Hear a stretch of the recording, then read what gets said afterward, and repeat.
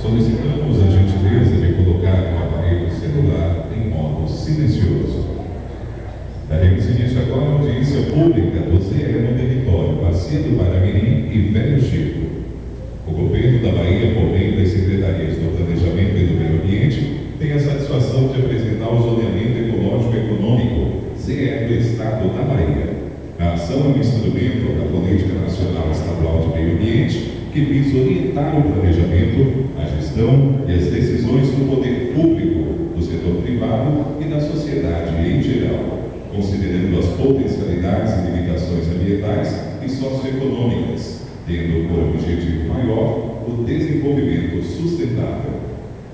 O ZE Bahia possibilita a incorporação das variáveis ambientais nos projetos realizados pelo governo, por meio do diálogo com a sociedade, além de desenvolver alternativas de melhor uso dos recursos naturais e propor tecnologias sustentáveis. Senhoras e senhores, para compor a mesa de honra deste evento, eu convido o senhor Edilson Ribeiro dos Santos, Superintendente de Políticas e Planejamentos Ambiental da Secretaria do Meio Ambiente, representando o secretário Eugênio Spengler.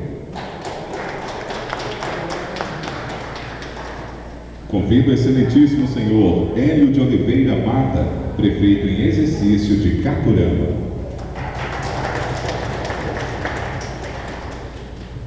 Convido o senhor Gilberto Agostinho da Silva, vice-prefeito de Macaúbas e coordenador territorial do território Bacia do Paramirim.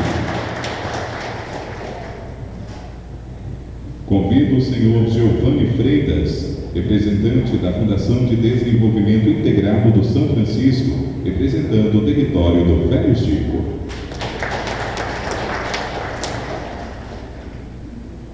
Convido a todos ficarem de pé para a execução do hino da Bahia.